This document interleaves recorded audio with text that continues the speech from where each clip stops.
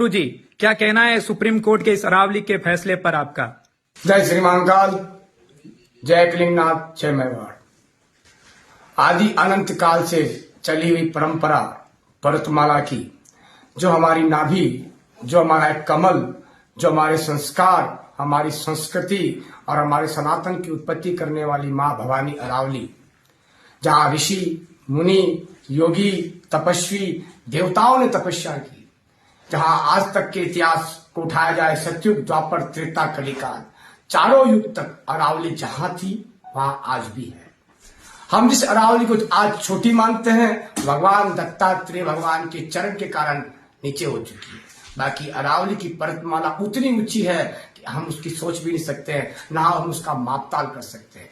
अभी कुछ समय पहले हमारे माननीय सुप्रीम कोर्ट के मजिस्ट्रेट साहब ने सुप्रीम कोर्ट से एक आदेश जारी किया, अरावली की 1000 फीट ऊंचाई वाली पर्वतमाला को हटाया जाए। ये अरावली में मान्य नहीं है और बाकी पर्वतमाला रहेगी।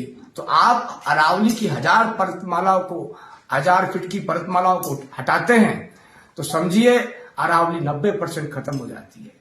अरावली खत्म होती है तो प्रकृति खत्म होती है, प्रकृति खत्म होती है तो पर्यावरण का संतुलन बिगड़ता है, और जब पर्यावरण ही बिगड़ जाएगा तो हमारे आम मानुष कैसे जीवन जिएगा। आज जो दिल्ली में हाल है और बड़ी बड़ी सीटों में जो हाल है वो इस प्रकृति के हाल हो जाएंगे।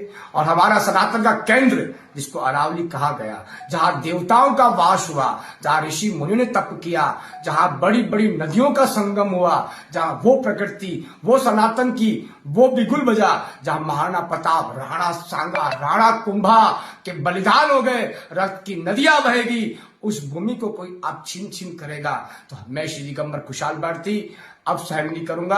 और मेरा संत समाज, मेरे ऋषि मुनि इस क्रियाकलाप को भी सहन नहीं करेंगे। और इस पर हमारे माननीय मोदी जी, राष्ट्रपति जी का मेरा नम्र निवेदन है, राज्यपाल जी का और हमारे माननीय मुख्यमंत्री जी भजनलाल जी का, इन सबसे मेरा आप लोगों से निवेदन है, आप इस प्रकृति को बचा सकते हैं।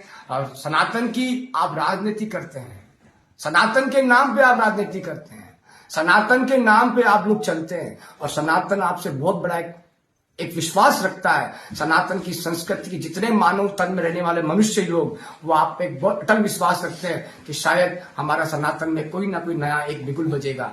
और ये बिगुल नहीं बज रहा है, ये एक प्रकृति का नाश हो रहा है और हमारा धर्म का नाश हो रहा है, सनातन का नाश हो रहा है। प्रकृति स्वयं अरावली है और अरावली का नाश हम लोग नहीं सहन करेंगे। और हमारी सरकार इस पे कार्रवाई नहीं करती है तो राष्ट्रीय महाकाल सेना का मैं संस्थापक होते हुए मैं अपनी सेना को लेकर सनातन को एक करके इस पे बिगुल करूंगा।